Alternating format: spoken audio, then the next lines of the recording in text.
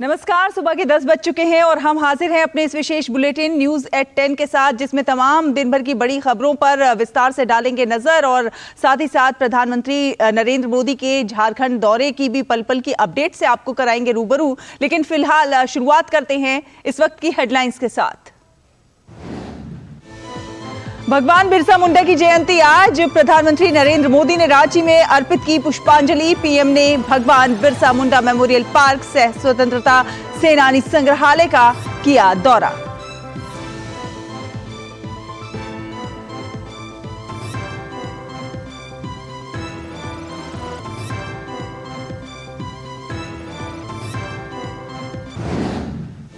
आज थम जाएगा मध्य प्रदेश और छत्तीसगढ़ में दूसरे चरण के विधानसभा चुनाव का प्रचार, तो वहीं तेलंगाना में प्रत्याशियों के लिए नाम वापसी का आज आखिरी दिन।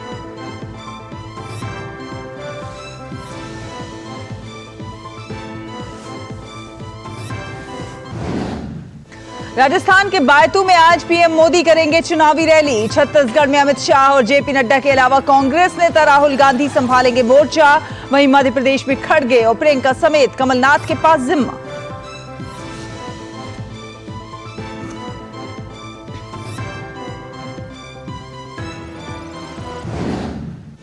आज शुरू होगी वाणिज्यिक कोयला खदानों के लिए 8वें दौर की नीलामी। बिक्री के लिए होंगे 35 कोल ब्लॉक।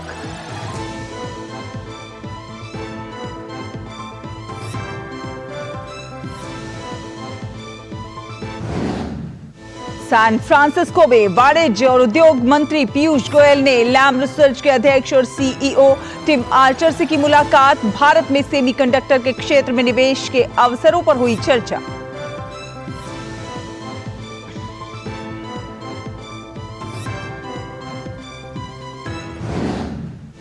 इजराइल हमास संघर्ष के बीच अल शिफा अस्पताल पर इजरायली सेना का छापा। हमास से आत्मसमर्पण करने को कहा। अमेरिका के पास भी हमास के खिलाफ सबूत मौजूद।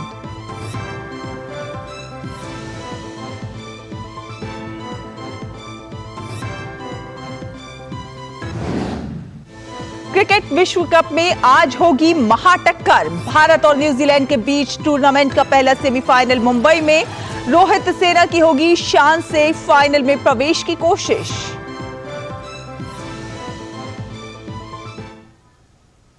तो चलिए बुलेटिन की शुरुआत करते हैं। आपको बता दें कि प्रधानमंत्री नरेंद्र मोदी ने 2 दिवसीय झारखंड दौरे के क्रम में आज रांची में भगवान बिरसा मुंडा मेमोरियल पार्क और स्वतंत्रता सेनानी संग्रहालय का दौरा किया।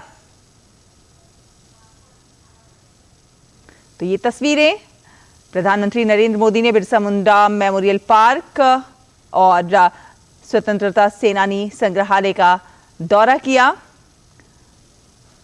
और पुष्पांजलि अर्पित की।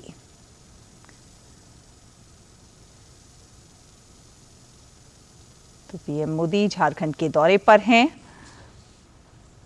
झारखंड का 2 दिवसीय दौरा। आज भगवान बिरसा मुंडा की जयंती भी है। आदिवासी समाज भगवान बिरसा मुंडा को भगवान का रूप मानता है और इसीलिए प्रधानमंत्री नरेंद्र मोदी ने उनकी भावनाओं का सम्मान करते हुए इस दिन को जनजातीय गौरव दिवस का दर्जा दिया है।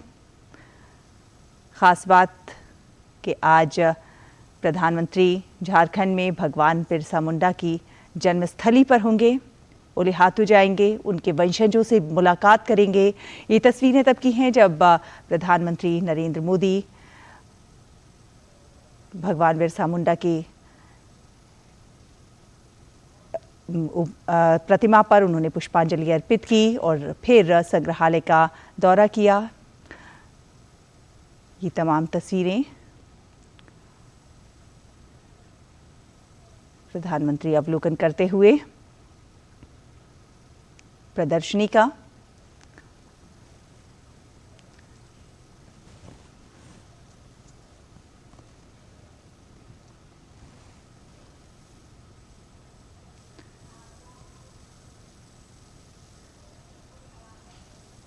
ये वो संग्रहालय जहां तमाम आदिवासी जननायक जिन्होंने अपना बलिदान दिया, उनकी प्रतिमाएं यहाँ पर मौजूद हैं और कहीं ना कहीं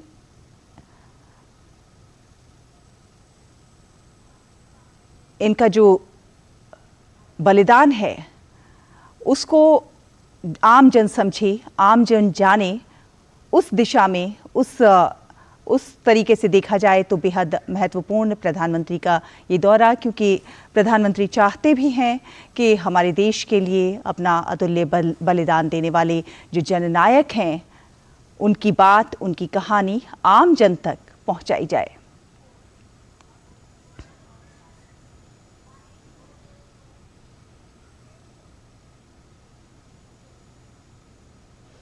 और ये तस्वीरें, इसके बाद प्रधानमंत्री नरेंद्र मोदी ने भगवान बिरसा मुंडा की जन्मस्थली उलिहातू गांव प्रधानमंत्री पहुंचे, जहां उन्होंने भगवान बिरसा मुंडा की प्रतिमा पर पुष्पांजलि अर्पित की।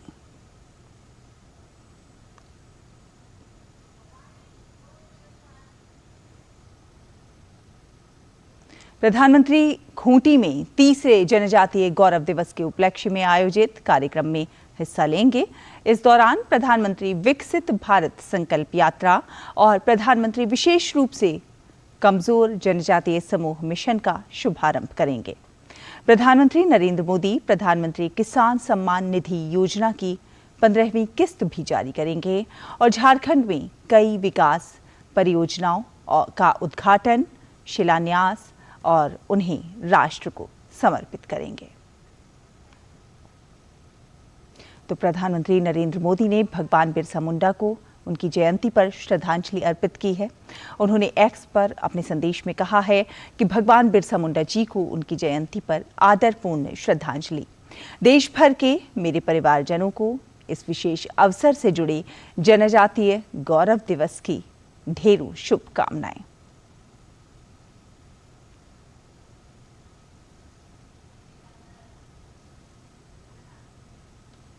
और आज झारखंड का स्थापना दिवस भी है।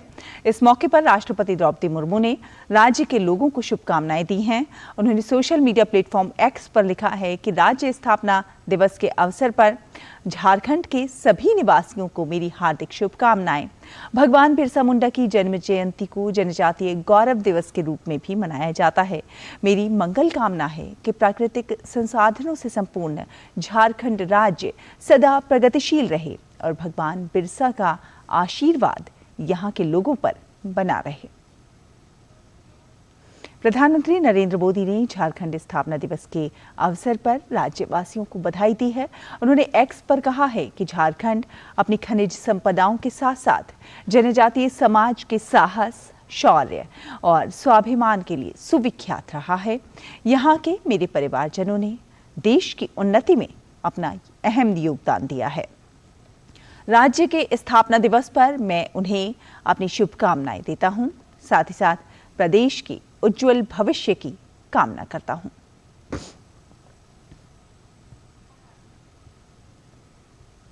तो प्रधानमंत्री नरेंद्र मोदी के इस दौरे से जुड़ी हर खबर हम आप तक पहुंचाते रहेंगे, लेकिन आइए अब नजर डालते हैं चुनावी राज्यों से जुड़ी खबरों पर।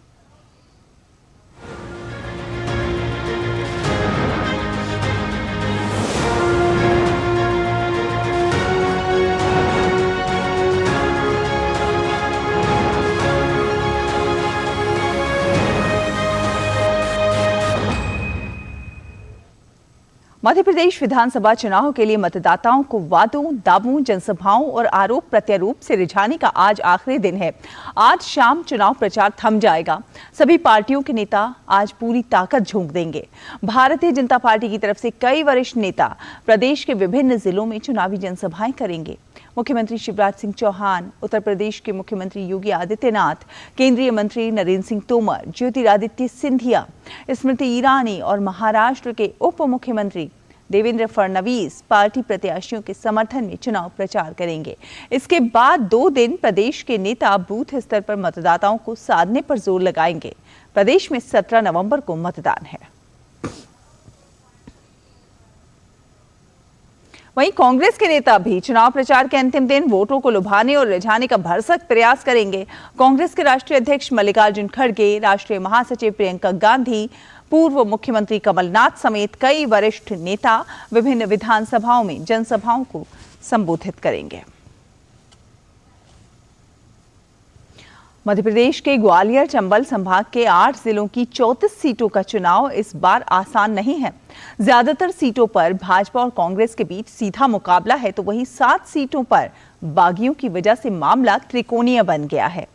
देश के कृषि मंत्री नरेंद्र सिंह तोमर भी चंबल की दिमनी सीट से चुनाव लड़ रहे हैं। क्या है वहां का चुनावी गणित, जानिए संवाददाता आदित्य श्रीवास्तव की इस विशेष रिपोर्ट में।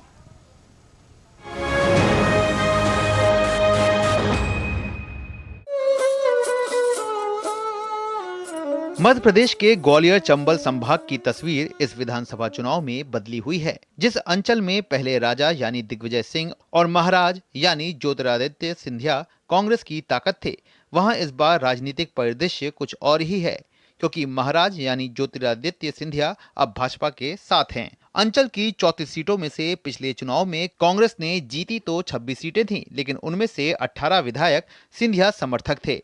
ग्वालियर चंबल के सिंधिया विधायकों ने साल 2020 में कांग्रेस से बागी होकर राज्य में फिर भाजपा को सत्ता में ला दिया था।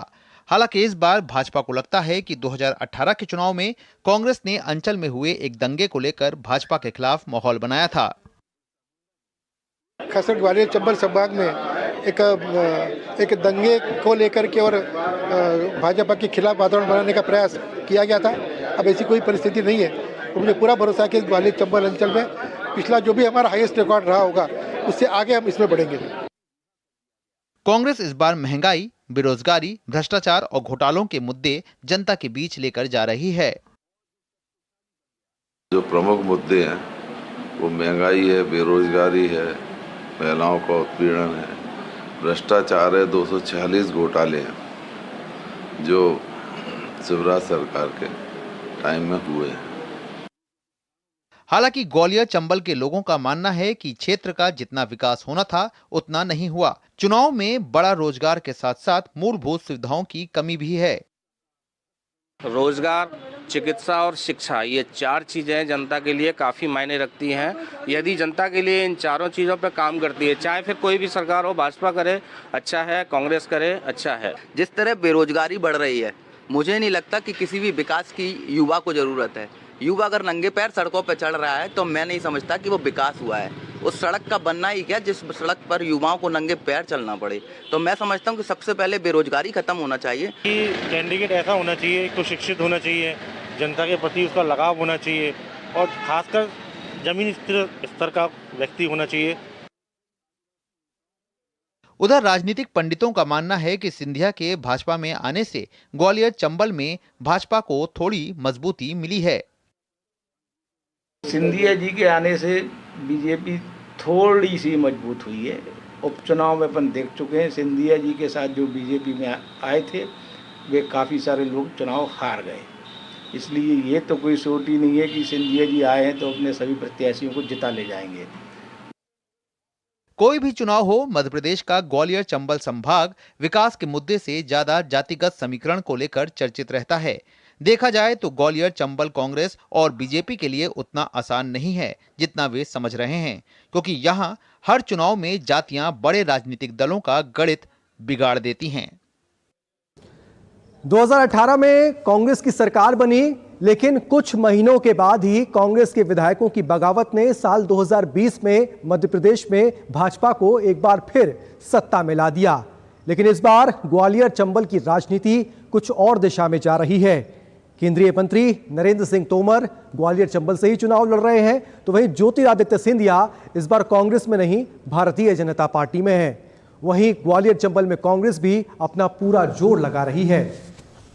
डीडी न्यूज के लिए आदित्य श्रीवास्तव की रिपोर्ट। फिलहाल वक्त एक छोटे से ब्रेक का है। ब्रेक के उस पार खबरों का यह सफर जारी है, देखते रहिए डीडी न्यूज। अब क्या देख रहे हो पापा? तुम कहते हो ना कि स्टॉक मार्केट में बहुत सोच समझकर इन्वेस्ट करना चाहिए, बस थोड़ा सा ज्ञान ले रहा हूँ। किससे? हर एक स्टॉक्स एक्सपर्ट है, मस्त एजुकेशनल वीडियोस बनाता है और अच्छी इन्वेस्टमेंट की टिप्स भी देता है। पापा इन वीडियोस पे ना जाएं, अपना रिसर्च खुद करें या सेबी रजिस्टर्ड इन्वेस्टमेंट एडवाइजर से संपर्क करें। एजुकेशन के नाम पर कुछ इन्फ्लुएंसर्स अक्सर इन्वेस्टर को मिसगाइड करते हैं, नुकसान आपका होगा। समझकर इन्वेस्ट कर। माँ, ये खीर किसके लिए? आज तेरे दादाजी का जन्मदिन है, उनके लिए। तो मैं दादाजी को क्या दूं? अपना मोबाइल फोन देना। ये क्या कर रही है? दादाजी के लिए आयुष्मान कार्ड बना रही हूँ। घर बैठे? हाँ। आयुष्मान ऐप पर जाकर अपना या परिवार के सदस्य का नाम लाभार्थी सूची में ढूंढें। आधार, OTP या फेस ऑथ द्वारा ऑथेंटिकेट करें। डिटेल्स भरें। अब मोबाइल से फोटो खींचकर अपलोड करें। दादाजी, ये लीजिए अपना आयुष्मान कार्ड। ये उपहार तो जीवन भर काम आएगा। और एक प्रकार से PM जय अब गरीबों की जय बन गई है। 5 लाख तक के मुफ्त उपचार की गारंटी। स्वास्थ्य का वरदान आयुष्मान। के बाद स्वागत है आपका। आपको बता दें कि किसी भी राज्य का युवा अपनी सरकार से पर्याप्त रोजगार और अच्छी शिक्षा मिले, इसकी उम्मीद रखता है। मध्य प्रदेश के युवा मतदाता के भी यही कुछ मुद्दे हैं। इस बार के विधानसभा चुनाव में कांग्रेस और भाजपा कैसे युवा मतदाताओं के बीच अपनी पैठ बनाने की कोशिश कर रहे हैं, ये जानने की कोशिश की हमारे संवाददाता आदित्य श्रीवास्तव ने।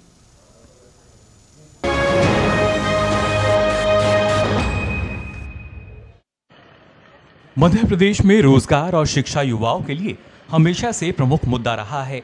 सत्ताधारी दल भाजपा हो या विपक्षी कांग्रेस, दोनों के ही युवाओं के मुद्दे पर अपने अपने दावे हैं। शिवराज सरकार चुनाव घोषित होने से ठीक पहले सीखो कमाओ योजना लेकर आई। इस योजना में चयनित छात्र छात्राओं को उनकी शैक्षणिक योग्यता के अनुरूप स्टाइपेंड दिए जाने की बात है, जिसमें अधिकतम 10,000 रुपये प्रति माह दिए जाएंगे और हुनर भी सिखाया जाएगा। इसके अलावा युवा नीति बनाई गई है, जिसमें युवाओं से ही उनके भविष्य निर्माण की नीति बनवाकर लागू करने की बात कही गई। सूबे के मुख्यमंत्री शिवराज सिंह चौहान का दावा है कि उन्होंने हजारों युवाओं को न सिर्फ नौकरी दी, बल्कि स्वरोजगार से जोड़ने की भी कई योजनाएं बनाई हैं।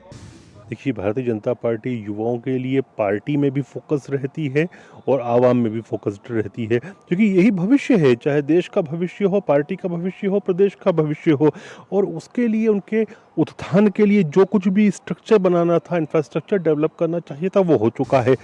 उधर कांग्रेस अपनी सरकार बनने पर 2 लाख सरकारी पदों पर भर्ती, 1 लाख पंचायत स्तर पर नए पद सृजित करने का वादा करने के साथ एक जांच आयोग बनाने की भी बात कर रही है, जो भर्तियों में हुई गड़बड़ी की जांच करेगा। इतना ही नहीं, कांग्रेस युवाओं के लिए 1000 करोड़ का स्टार्टअप कॉर्पस फंड भी स्थापित करने की बात कर रही है। सबसे पहले युवाओं की पूरी जो परीक्षा की फीस है वो माफ़ कर दी है। हम 2 लाख जो रिक्त पद हैं उनकी भर्ती करने की इस पंचवर्षीय योजना में शामिल करेंगे। साथ में 1 लाख नए पद सृजित करेंगे। वहीं राज्य के युवा सत्ता में उसको चाहते हैं जो नौकरी के अवसर पर और अच्छी शिक्षा उपलब्ध कराने पर काम करें। कोई भी गवर्नमेंट आए, कोई भी सरकार आए, वो सबसे पहले बेरोजगार युवाओं पर ध्यान दे और ज्यादा से ज्यादा युवाओं को, बेरोजगारों को नौकरी प्रोवाइड की जाए। जैसे भाजपा द्वारा सीखो कमाओ योजना चलाई जा रही है अभी मध्य प्रदेश में, वो पहले किसी सरकार ने नहीं सोची मध्य प्रदेश में, जिसमें उनको सीखने को भी मिल रहा है और कमाने को भी मिल रहा है। मुफ्त की रेवड़ी बांटना जिसे बोल सकते हैं, मुफ्त की रेवड़ी की जगह रोजगार दिया जाए तो बहुत ही अच्छी बात रहेगी। राजनीतिक विश्लेषकों का मानना है कि कांग्रेस को राज्य में बेरोजगारी भत्ता देने के बजाय युवाओं की कौशल क्षमता के उपयोग के साथ कौशल विकास की बात चाहिए। कांग्रेस जो बात कर रही है बेरोजगारी भत्ता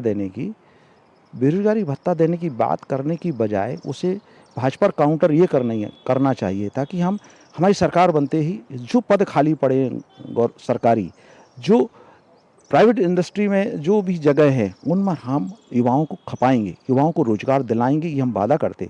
लेकिन बेरोजगारी भत्ता युवाओं को रोजगार देने का, उनके भविष्य को संवारने का कोई आधार या कोई मुझे लगता ठीक नहीं है। वो मध्य प्रदेश में पहली बार मतदान करने वाले 18 से 19 साल के मतदाताओं की संख्या 22,36,000 है, जबकि 22 से 29 साल के युवाओं की संख्या 1,41,76,000 है। ऐसे में विधानसभा चुनाव में युवा मतदाताओं की भूमिका महत्वपूर्ण होने वाली है। युवा मतदाता उम्मीदवार की जीत हार में निर्णायक भूमिका अदा करेगा। डीडी न्यूज के लिए भोपाल से आदित्य श्रीवास्तव की रिपोर्ट।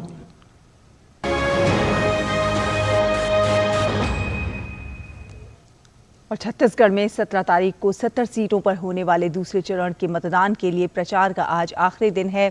लिहाजा आज सभी दलों का प्रचार अभियान अपने चरम पर होगा। भूपेश बघेल की सरकार के खिलाफ एक तरफ जहां बीजेपी ने मोर्चा खोल रखा है, तो वहीं बघेल समेत तमाम कांग्रेस के नेता लगातार उसकी काट में लगे हैं। बात करें आज के प्रचार की, तो आज वरिष्ठ नेता अमित शाह बेमेतरा, जांजगीर चांपा और फिर कोरबा में जनसभा करेंगे। इसके अलावा पार्टी अध्यक्ष जेपी नड्डा पहले रायपुर में और फिर अंबिकापुर में अपनी पार्टी के प्रत्याशी के लिए प्रचार करेंगे। वहीं कांग्रेस नेताओं में भूपेश बघेल का आज धुआंधार चुनाव प्रचार अभियान होगा। इसके अलावा खुद राहुल गांधी बेमेतरा में सभा को संबोधित करने वाले हैं।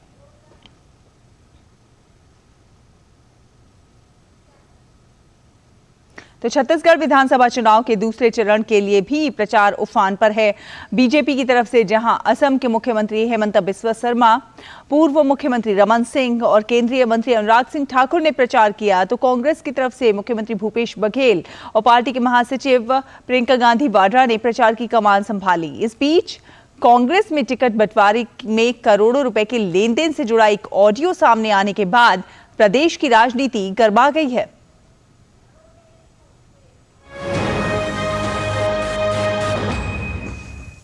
मेरे पास उसका भी टेप है कि मैंने मोहन मरकाम को एक एक बात बताई। एक बात। सेकंड, मैं आपको दिखा सकता हूं, मैंने बकायदा ये आप लोग को जो भेजा हूं और जो सुनाया हूं, ये मैंने खुद शैलजा जी को ही भेजा है, मैंने दीपक बेंज को ही भेजा। और किसको भेजूं? संगठन की बात संगठन में मैंने भेज दी, जनरल सेक्रेटरी आईसीसी तक को भेजा है मैंने। कांग्रेस के पूर्व विधायक अरुण तिवारी के इस सनसनीखेज खुलासे के बाद कांग्रेस में हड़कंप मच गया, जिसके बाद कांग्रेस ने बिलासपुर के महापौर रामशरण यादव को पार्टी से निलंबित कर दिया है। दरअसल कांग्रेस के पूर्व विधायक अरुण तिवारी ने उनके और बिलासपुर के महापौर रामशरण यादव के बीच मोबाइल पर हुई बातचीत का ऑडियो जारी कर आरोप लगाया था कि कांग्रेस में टिकट वितरण में करोड़ों का खेल हुआ है। अब बीजेपी कह रही है कि टिकट बंटवारे में लेन देन कांग्रेस की पुरानी परंपरा है, तो वहीं कांग्रेस इसे बीजेपी की साजिश बता रही है। कांग्रेस में तो यही धंधा होता है। कांग्रेस में बिना पैसे के कोई काम नहीं होता, चाहे वो पार्टी के लोगों से हो चाहे जनता से हो। कोयले में पैसा खाते हैं, शराब में पैसा खाते हैं, डीएफएफ में पैसा खाते हैं, पीएससी में पैसा खाते हैं, और तो और महादेव ऐप, सट्टा ऐप में पैसा खाते हैं, और भ्रष्टाचार कांग्रेस की जनक है। ये कांग्रेस पार्टी के छविल धूमिल करने का षड्यंत्र है और असफल रहेंगे। और कांग्रेस पार्टी ने इस पर कड़ी कार्रवाई भी किया है। जिसने इस प्रकार झूठे भ्रम फैलाए उसको नोटिस भी जारी किया और पार्टी से निलंबित भी कर दिया गया।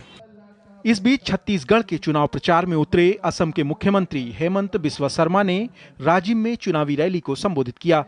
मुख्यमंत्री भूपेश बघेल पर निशाना साधते हुए उन्होंने कहा कि महादेव के नाम पर घोटाला करने वाले को महादेव नहीं छोड़ेंगे। भूपेश बघेल जी ने गंगा में कसम खाया था दारू बंद हो जाएगा, हुआ क्या बंद? दारू बंद हुआ क्या? उल्टा तो दारू का होम डिलीवरी स्टार्ट हो गया होगा। भाइयों और बहनों, भूपेश बघेल जी ने जो भी वादा किया था कुछ भी नहीं निभाया। केंद्रीय मंत्री अनुराग सिंह ठाकुर ने भी इसी मुद्दे पर छत्तीसगढ़ के मुख्यमंत्री भूपेश बघेल को निशाने पर लिया। रायपुर में प्रेस कॉन्फ्रेंस के दौरान उन्होंने कहा कि मुख्यमंत्री बघेल से छत्तीसगढ़ की जनता कह रही है, बहुत हुआ सट्टे का खेल, बाय बाय भूपेश बघेल। कि महादेव ऐप घोटाले के बाद छत्तीसगढ़ के मुख्यमंत्री मुंह छिपाते घूम रहे हैं। और जो मैंने आपकी प्रेस वार्ता में कहा था, घोटाला करो और भूपे करो, पैसे कमाओ और भूपे करो, वो 5 साल तक तो चलता रहा, सट्टा लगता रहा, मुख्यमंत्री कार्यालय संरक्षण देता रहा क्योंकि भूपे हो रहा था। हालांकि छत्तीसगढ़ के मुख्यमंत्री भूपेश बघेल कह रहे हैं कि उनके खिलाफ ये पूरी कहानी प्लांटेड है, जो 17 नवंबर तक जारी रहेगी।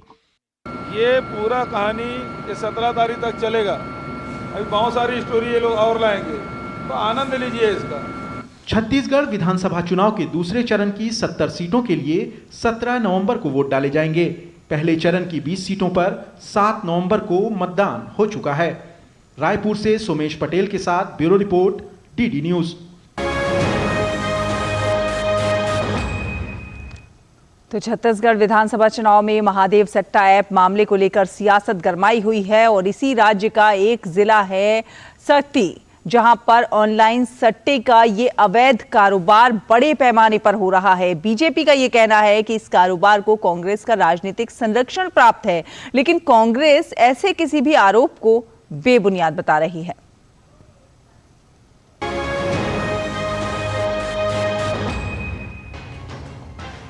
छत्तीसगढ़ के सक्ती जिले में ऑनलाइन सट्टे का मकड़जाल सभी जगह फैला है। क्या गांव और क्या शहर। जिले की आबादी 10 लाख है। जानकारों की माने तो ये देश में ऑनलाइन सट्टे के बड़े ठिकानों में से एक है और कई सालों से ये अवैध कारोबार यहाँ फल फूल रहा है।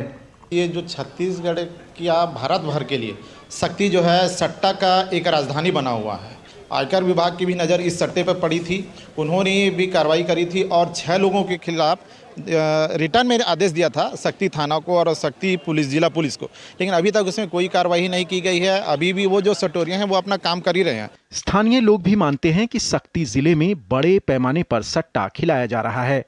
बहुत ज़्यादा यहाँ पर बच्चों के ऊपर प्रभाव पड़ा जा रहा है यहाँ पर कि सट्टा खिलाने और सक्ती हमारे जिला पर पूरा सट्टा का पूरा विरोध हो रहा है। हालांकि पुलिस प्रशासन का कहना है कि ऐसे मामलों की सूचना मिलते ही तुरंत कार्रवाई की जाती है, लेकिन इसे लेकर सियासी बयानबाजी भी जारी है। बीजेपी कहती है कि कांग्रेस के विधायक ही ऑनलाइन सट्टे का कारोबार कर रहे हैं, तो वहीं कांग्रेस आरोपों को बेबुनियाद बताते हुए दावा कर रही है कि प्रदेश में कहीं भी ऑनलाइन सट्टे का कारोबार नहीं चल रहा है। वो कांग्रेस के विधायक जी से जुड़ा हुआ है। अभी आपने देखा होगा एक बहुत बड़ी राशि एक रेस्ट हाउस में देखी गई, उसका वीडियो वायरल हुआ। कहाँ का पैसा था वो, किसने पैसा दिया था? विधायक जी कहते हैं हम तो प्रधानमंत्री आवास में रहने वाले, इंदिरा आवास में रहने वाले, बकरी चराने वाले, इतने पैसे क्या करेंगे? कहीं ना कहीं तो इसका लिंक है। छत्तीसगढ़ में भूपेश बघेल जी की सरकार ने ऑनलाइन सट्टा ऐप पर कार्रवाई किया है। सक्ती जिले में ऑनलाइन सट्टे के अवैध कारोबार को लेकर पुलिस प्रशासन, कांग्रेस और बीजेपी सबके अपने अपने दावे हैं, लेकिन जमीनी सच्चाई यही है कि जिले के युवा ऑनलाइन सट्टे की चपेट में आकर बर्बाद हो रहे हैं। छत्तीसगढ़ विधानसभा में दूसरे चरण की वोटिंग से पहले ही महादेव ऐप के मामले में सियासी तूल पकड़ लिया है। वहीं ऑनलाइन सट्टे के मकड़ा जाल ने कई गांवों को अपनी चपेट में ले लिया है। भले ही दोनों राजनीतिक पार्टियां एक दूसरे पर आरोप लगा रहे हैं, लेकिन जमीनी सच्चाई यही है कि बड़े लेवल पर सट्टा का कारोबार फल फूल रहा है। सोमेश पटेल, डीडी न्यूज, सक्ती।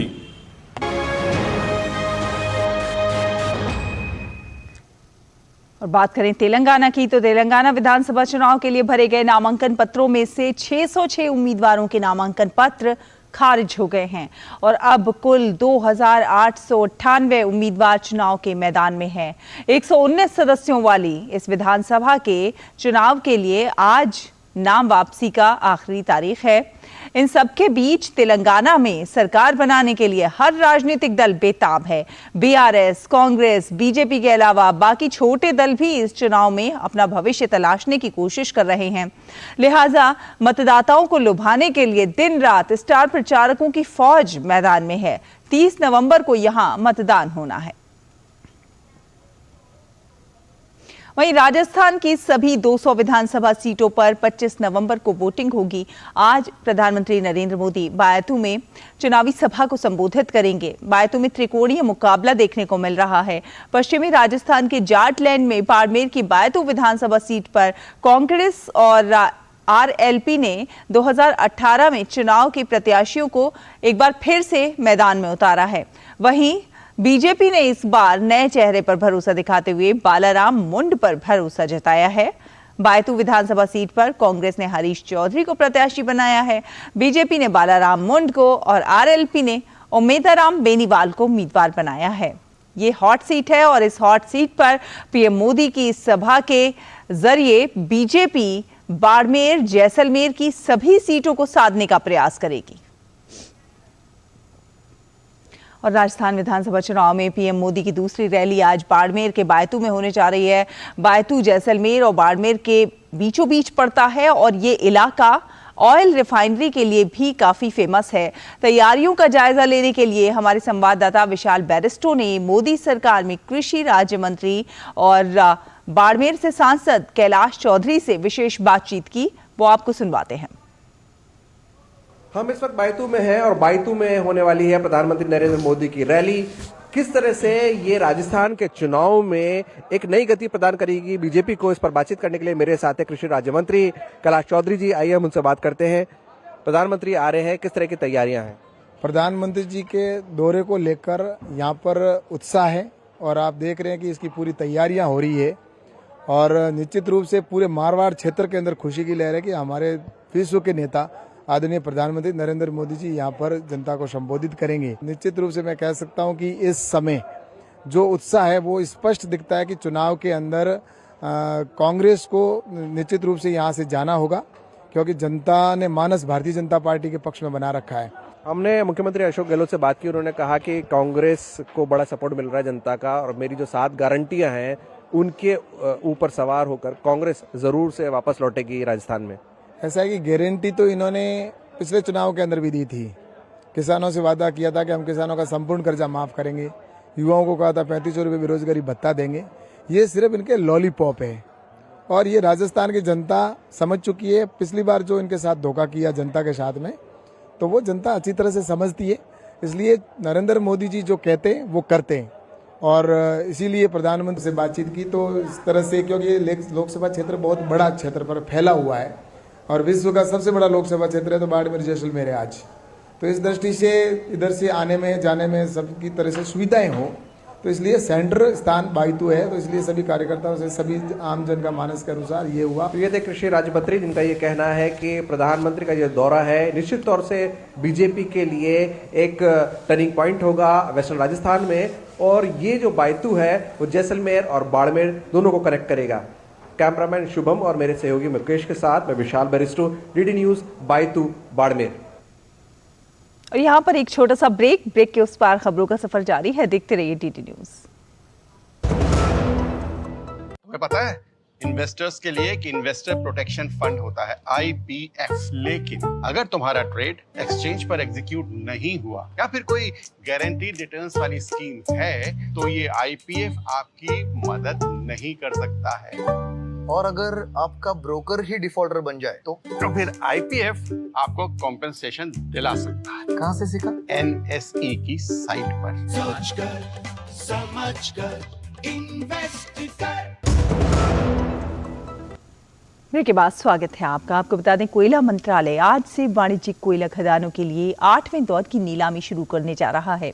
नीलामी के आगामी दौर में बोलियां लगाने के लिए कुल 35 कोयला खदानें होंगी, जिनमें कोयला खदान विशेष प्रावधान अधिनियम 2015 के तहत 11 और MMDR अधिनियम 1957 के तहत 24 कोयला खदानें शामिल हैं। इनमें से 14 कोयला खदानें पूरी तरह से तैयार हैं, जबकि 21 आंशिक रूप से तैयार हैं। इसके अलावा वाणिज्यिक कोयले के 7वें दौर के दूसरे प्रयास के तहत 4 कोयला खदानों को बोली लगाने के लिए रखा जा रहा है, जिसमें 1 CMSP कोयला खदान और 3 MMDR कोयला खदानें शामिल हैं। कोयला क्षेत्र में भारत को आत्मनिर्भर बनाने की दिशा में ये बड़ा कदम होगा। दरअसल खनिज कानूनों में संशोधन के बाद से कोयला क्षेत्र में नीलामी की प्रक्रिया आसान हुई है। इससे सार्वजनिक और निजी दोनों क्षेत्रों की कंपनियों के लिए समान अवसर सुनिश्चित करने और कोयले के उपयोग पर किसी भी प्रतिबंध के बिना कोयला खदानों की नीलामी की अनुमति देने का रास्ता साफ हुआ है। इन खदानों से निकलने वाले कोयले का उपयोग निजी खपत, बिक्री या फिर किसी अन्य उद्देश्य के लिए किया जा सकता है। केंद्रीय वाणिज्य और उद्योग मंत्री Piyush Goyal Indo Pacific economic framework में भाग लेने के लिए अमेरिका के दौरे पर हैं। इसी मौके पर उन्होंने लैम रिसर्च के अध्यक्ष और CEO टिम आर्चर से सैन फ्रांसिस्को में मुलाकात की। इस मुलाकात के बारे में पीयूष गोयल ने एक्स पर ट्वीट करके जानकारी दी और बताया कि लैम रिसर्च के अध्यक्ष और CEO टिम आर्चर से भारत के सेमीकंडक्टर और डीप टेक क्षेत्र में नवाचार आधारित भविष्य और निवेश के अवसर अवसरों पर चर्चा की गई, जिसे एक मजबूत प्रतिभा समूह का समर्थन प्राप्त है। और सरकार के ताज़ा आंकड़ों के मुताबिक थोक मूल्य सूचकांक आधारित महंगाई दर लगातार 7वें महीने नकारात्मक बनी हुई है। वहीं बीते अक्टूबर में देश की खुदरा महंगाई दर भी 5 महीने के निचले स्तर 5% से नीचे आ गई है। इसके अलावा भारतीय अर्थव्यवस्था को लेकर वैश्विक एजेंसियां लगातार अपने अनुमानों में सुधार कर रही हैं। बीते दिनों IMF ने भारत की विकास दर के अपने पिछले अनुमान 6.1% को बढ़ाकर 6.7% कर दिया है। और इसी मुद्दे पर आपको ये खास रिपोर्ट दिखाते हैं। दुनिया भर में अर्थव्यवस्था को लेकर सामने आ रही तमाम चुनौतियों के बीच भारतीय अर्थव्यवस्था लगातार अच्छा प्रदर्शन करती नजर आ रही है। सांख्यिकी मंत्रालय द्वारा जारी महंगाई के ताजा आंकड़ों के मुताबिक बीते अक्टूबर में देश की खुदरा महंगाई दर 5 महीने के निचले स्तर पर आ गई है। अक्टूबर में महंगाई दर घटकर 4.87% दर्ज की गई। इससे पहले सितंबर में खुदरा महंगाई दर 5.02% रही थी। सरकार द्वारा जारी आंकड़ों के मुताबिक खाने पीने की चीजों की महंगाई में आई मामूली कमी भी इस गिरावट के लिए जिम्मेदार है। अक्टूबर में खाद्य महंगाई दर 6.61% दर्ज की गई। RBI की मौद्रिक नीति समिति ने अपनी पिछली बैठक में वित्त वर्ष 2023-24 में खुदरा महंगाई 5.4% रहने का अनुमान लगाया था। वहीं सरकार द्वारा जारी किए गए ताजा आंकड़ों के मुताबिक थोक मूल्य सूचकांक आधारित मुद्रास्फीति लगातार 7वें महीने नकारात्मक बनी हुई है। अक्टूबर में थोक मूल्य सूचकांक आधारित महंगाई 0 से 0.52% नीचे रही। सितंबर में ये आंकड़ा 0 से 0.26% कम दर्ज किया गया था। रसायन आधारित उत्पादों, बिजली, कपड़े, आधार धातु, कागज और कागज उत्पादों की कीमतों में गिरावट की वजह से ये नकारात्मक स्थिति देखने को मिली है। बीते वर्ष अक्टूबर में थोक मूल्य सूचकांक आधारित मुद्रास्फीति 8.67% दर्ज की गई थी। वहीं बीते अक्टूबर में खाद्य पदार्थों में महंगाई 2.53% दर्ज की गई, जबकि सितंबर में ये आंकड़ा 3.35% था। महंगाई की दर अक्टूबर में 4.87% तक जो पहुंची है, ये वास्तव में एक अर्थव्यवस्था के लिए शुभ संकेत माना जा सकता है। ऐसी आशा की जा सकती है कि रिजर्व बैंक जल्दी ही 1 या 2 महीने में ब्याज दर को घटाएगा। ब्याज दर का घटाया जाना देश में निवेश और इंफ्रास्ट्रक्चर ही नहीं, बल्कि गृहस्थों की मांग, हाउसहोल्ड डिमांड पर भी एक अनुकूल असर डालेगा। महंगाई दर में कमी के अलावा भी भारतीय अर्थव्यवस्था लगातार अच्छे संकेत दे रही है। वैश्विक इन्वेस्टमेंट फर्म मॉर्गन स्टैनली की हालिया रिपोर्ट के मुताबिक वित्तीय वर्ष 2024 और 2025 में भारतीय अर्थव्यवस्था की 6.5% की दर से बढ़ने का अनुमान है। मॉर्गन स्टैनली ने वित्त वर्ष 2024-25 की पहली छमाही में भारत के इक्विटी बाजारों को लेकर भी मजबूत प्रदर्शन की उम्मीद जताई है। RBI ने भी मौजूदा वित्त वर्ष के लिए विकास दर को 6.5% रखा है। वहीं अंतर्राष्ट्रीय मुद्रा कोष ने मौजूदा वित्तीय वर्ष के लिए भारत की विकास दर के अपने पिछले अनुमान को 6.1% से बढ़ाकर 6.7% कर दिया है।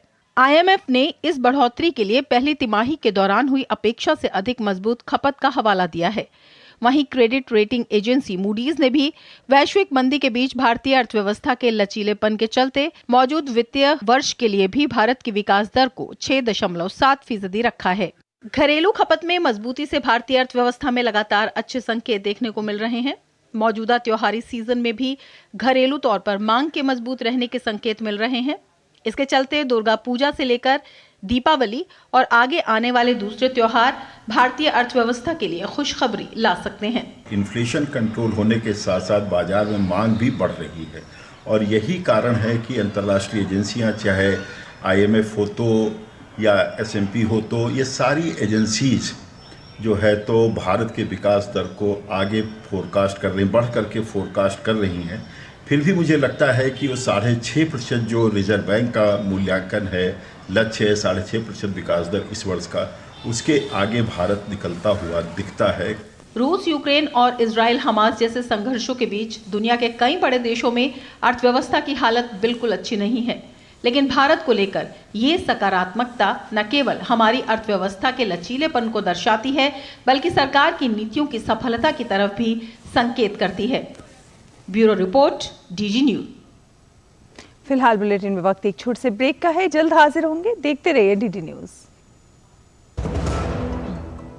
अब क्या देख रहे हो पापा? तुम कहते हो ना कि स्टॉक मार्केट में बहुत सोच समझकर इन्वेस्ट करना चाहिए, बस थोड़ा सा ज्ञान ले रहा हूँ। किससे? हर एक स्टॉक्स एक्सपर्ट है, मस्त एजुकेशनल वीडियोस बनाता है और अच्छी इन्वेस्टमेंट की टिप्स भी देता है। पापा इन वीडियोस पे ना जाएं, अपना रिसर्च खुद करें या सेबी रजिस्टर्ड इन्वेस्टमेंट एडवाइजर से संपर्क करें। एजुकेशन के नाम पर कुछ इन्फ्लुएंसर्स अक्सर इन्वेस्टर को मिसगाइड करते हैं, नुकसान आपका होगा। सोचकर समझकर इन्वेस्ट कर। ब्रेक के बाद स्वागत है आपका। आपको बता दें, संयुक्त राष्ट्र में भारत के स्थायी मिशन के काउंसलर प्रतीक माथुर ने संयुक्त राष्ट्र महासभा में सुधार के मुद्दे पर जोरदार तरीके से भारत का पक्ष रखा है। उन्होंने कहा कि ऐसी धारणा बढ़ती जा रही है कि संयुक्त राष्ट्र महासभा धीरे धीरे अपनी मूलभूत जिम्मेदारियों से दूर हो रही है। प्रतीक माथुर ने कहा कि सुरक्षा परिषद में विषयगत मुद्दों पर चर्चा कराने के प्रयासों में भी महासभा की भूमिका और कमजोर होती जा रही है। The primacy and legitimacy of the General Assembly flows from the inclusive nature of its membership and the principle of sovereign equality of all its constituents. In these turbulent times, the universal character of the General Assembly and the moral weight of its decisions and opinions cannot be overemphasized. However, as pointed out by the President of the General Assembly when he opened this meeting last week, and I quote, "At a time when questions about the relevance of the UN itself and therefore about its very existence are echoing louder," unquote, there is a growing perception that the General Assembly has gradually lost touch with its foundational responsibilities and has become overwhelmed with processes.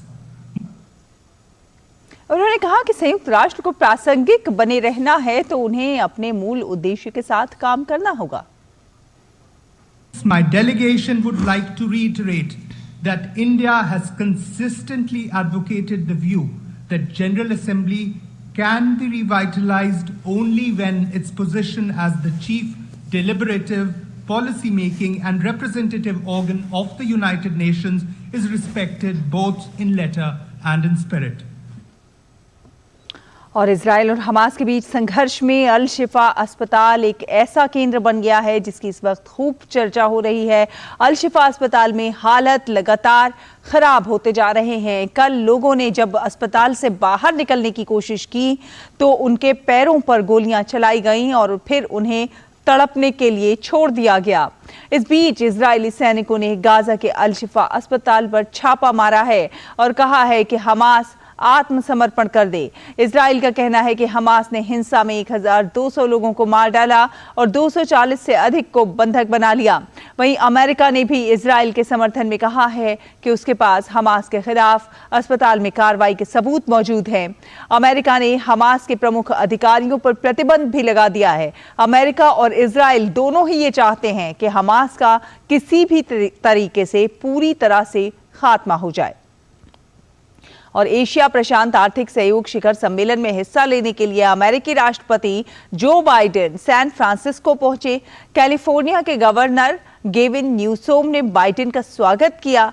Biden ने कहा कि इस सप्ताह चीनी राष्ट्रपति Xi Jinping के साथ बातचीत के दौरान उनका लक्ष्य दोनों महाशक्तियों के बीच सैन्य संपर्क सहित सामान्य संचार फिर से शुरू करना है।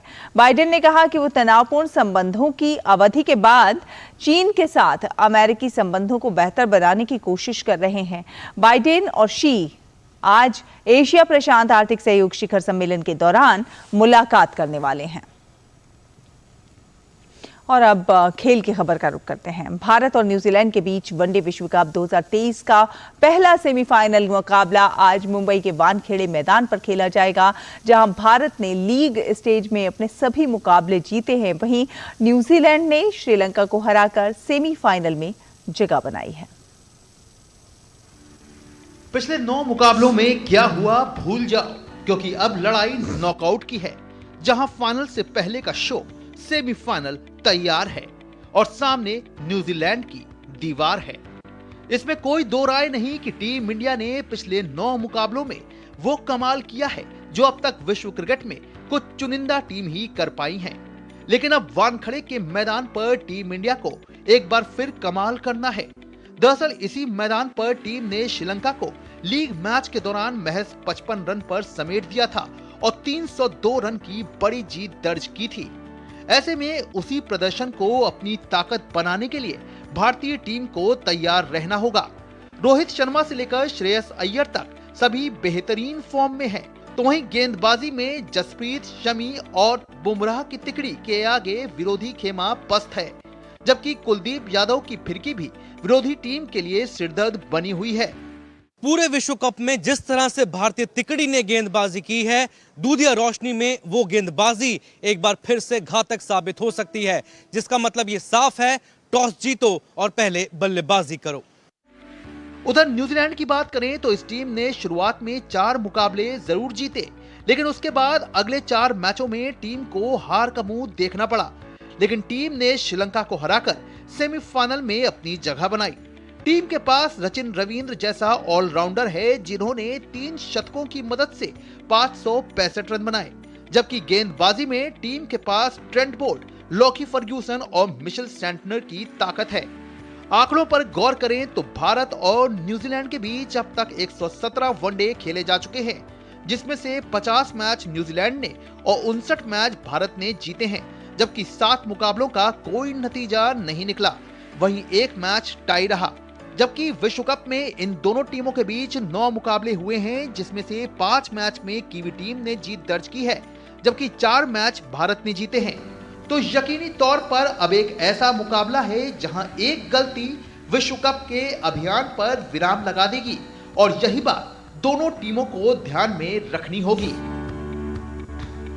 विश्व कप खिताब से 2 कदम दूर टीम इंडिया न सिर्फ इस मैच को जीतकर 12 साल बाद वर्ल्ड कप के फाइनल में प्रवेश करना चाहेगी, बल्कि न्यूजीलैंड से 2019 की हार का भी बदला लेना चाहेगी। कैमरामैन जयशंकर के साथ मुंबई वानखेड़े स्टेडियम से अभिषेक महाजन, डीडी न्यूज। फिलहाल एक छोटा सा ब्रेक के उस पार खबरों का सफर जारी है, देखते रहिए डीडी न्यूज। अब क्या देख रहे हो पापा? तुम कहते हो ना कि स्टॉक मार्केट में बहुत सोच समझकर इन्वेस्ट करना चाहिए, बस थोड़ा सा ज्ञान ले रहा। किससे? हर एक स्टॉक्स एक्सपर्ट है, मस्त एजुकेशनल वीडियोस बनाता है और अच्छी इन्वेस्टमेंट की टिप्स भी देता है। पापा इन वीडियोस पे ना जाएं, अपना रिसर्च खुद करें या सेबी रजिस्टर्ड इन्वेस्टमेंट एडवाइजर से संपर्क करें। एजुकेशन के नाम पर कुछ इन्फ्लुएंसर्स अक्सर इन्वेस्टर को मिसगाइड करते हैं, नुकसान आपका होगा। सोच कर समझ कर इन्वेस्ट कर। के बाद स्वागत है आपका। हमारे देश में ऐसे बहुत से सामान्य नागरिक हैं जो अपने दृढ़ विश्वास और कार्यों से समाज को रोशन कर रहे हैं, जिन्हें पद्म पुरस्कारों के माध्यम से देश पहचान दे रहा है। डीडी न्यूज़ हर रविवार रात 9:30 बजे प्रसारित होने वाली विशेष श्रृंखला हमारे पद्म के माध्यम से दर्शकों को इनकी प्रेरणादायक उपलब्धियों से रूबरू करा रहा है। आज हम आपको बता रहे हैं गुजरात के सवजी भाई धनजी भाई ढोलकिया के बारे में, जो दूसरों के जीवन में बदलाव लाने के लिए कई दशकों से प्रयासरत हैं। ये ढोलकिया फाउंडेशन की शुरुआत कर लोगों की मदद भी कर रहे हैं, साथ ही साथ बच्चों की शिक्षा, स्वास्थ्य कार्यक्रम का भी आयोजन करते हैं।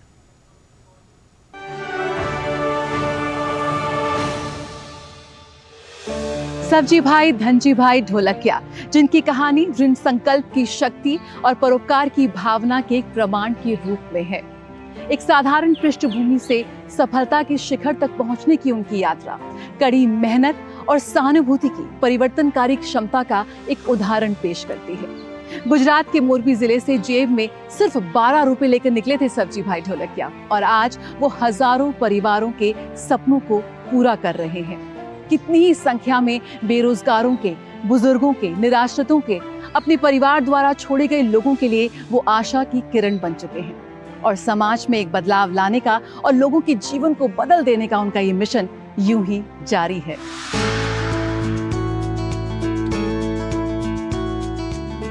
सब्जी भाई धनजी भाई ढोलकिया इस बात का सशक्त उदाहरण है कि संघर्ष इंसान को जब सफलता के शिखर तक पहुंचाता है तो दूसरों के प्रति संवेदनशील भी बना देता है।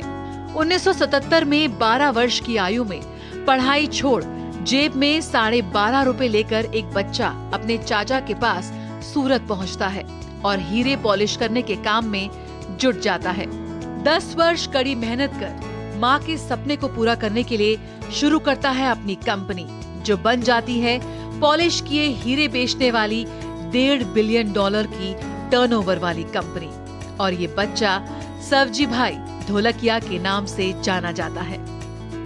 तो मैंने ऐसा नक्की किया था कि अपनी खुद की ज़मीन लेके अलग अलग 25 सरोवर मेरा बाकी है, 25 खुद की ज़मीन में पॉन्ड बना लो। तो मेरा तो संकल्प सिद्ध हो गया, पूरा हो गया। इतना मैं ठका हुआ था। और रिसेंटली फ़ोन आया पद्मश्री का। तो मेरा कहने का मतलब इसके बाद और मैंने 75 सरोवर से बड़ा 65 सरोवर नया बना लिया और 2 टाइम बड़ा बनाया। तो मेरे को तो पता है कि नरेंद्र भाई के पास बहुत बड़ा विज़न है, किस आदमी को काम पे लगाना, किसको पद्मश्री देना चाहिए, क्यों देना चाहिए। ये राष्ट्र के लिए काम का है, समाज के लिए काम का है, एनवायरनमेंट के लिए काम का है। जिस जिस लोगों को ढूंढ के दिया है, इसमें मैं मानता हूँ तो मेरे की जिम्मेदारी बढ़ा दी है।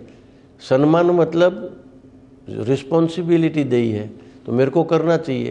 तो मेरा हेल्थ भी अच्छा था, मेरे पास पैसा भी था, मेरा लोग रिस्पेक्ट भी रखता था।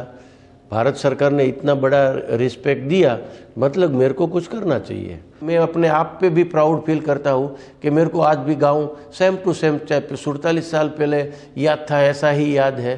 या कुछ धरती की कमाल होगी या तो पूर्वजनों का कोई पुण्य होगा, लेकिन गांव का मज़ा अलग है, सिटी अलग है, गांव गांव है, ऐसा मैं मानता हूं। और मेरे को तो आज भी मज़ा गांव में ही आता है और मैं गांव में ही कुछ सेवा समझो या कुछ भी अपनी लाइफ ज़्यादातर समय वहाँ ही गुजारूंगा। ढोलकिया जी ढोलकिया फाउंडेशन के माध्यम से दूसरों के जीवन में बदलाव लाने में भी कई दशकों से प्रयासरत हैं। पेड़ लगाना, किसानों के लिए सरोवर झीलों का निर्माण, बच्चों की शिक्षा, स्वास्थ्य कार्यक्रम, सामूहिक विवाह के आयोजन आदि कार्यक्रम इसका उदाहरण है। जो सवजी भाई काम कर रहे हैं, जो हिसाब से उसका माइंड है, जो इंडस्ट्री में जो वो ग्रोथ कर रहे हैं, सोशल जो कर रहे हैं, उसमें उसको मिलना चाहिए, ऐसा हमारा विचार था। 21-22 के समाचार मिला कि उसको पद्मश्री मिलने वाले हैं। तो सवजी भाई तो तभी गांव पे थे, मैं सूरत था, मेरे छोटे भाई बॉम्बे था। तो मेरे को पता चला तो मैं उसको फ़ोन किया, मेरे छोटे भाई घनश्याम भाई को, कि ऐसा समाचार मेरे को फ़ोन आया, वो बराबर है? तो वो बोले मेरे को भी फ़ोन आया था ना, वो बराबर है, उसको पद्मश्री मिलने वाले है। तभी मैं जब भी घनश्याम भाई के साथ बात करता था तो मेरे आँख पे खुशी का आंसू था। हमारे फैमिली के लिए, ढोलकिया परिवार के लिए, हरे कृष्ण परिवार के लिए तो खुशी की बात तो है। अपनी करुणा, सहृदय व्यक्तित्व के लिए प्रसिद्ध सवजी भाई धनजी भाई ढोलकिया को अपने सामाजिक कार्यों के लिए पद्मश्री पुरस्कार के सम्मान के लिए हार्दिक शुभकामनाएं। और दिवाली के बाद आज भाई दूज मनाया जा रहा है। देश भर में भाई बहन के परस्पर स्नेह के त्योहार की धूम देखी जा रही है।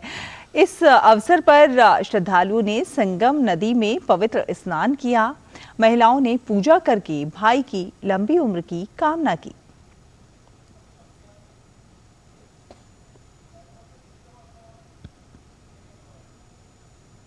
प्रधानमंत्री नरेंद्र मोदी ने भी भाई दूज के अवसर पर देशवासियों को बधाई दी है। पीएम ने एक्स पर कहा है कि भाई दूज भाई बहन के पवित्र रिश्तों का प्रतीक पर्व है।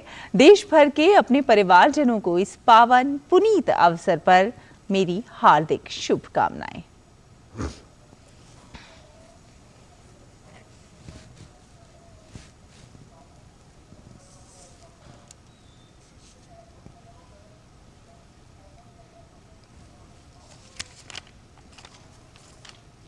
और ये आप सीधी तस्वीरें देख रहे हैं। प्रधानमंत्री नरेंद्र मोदी बिरसा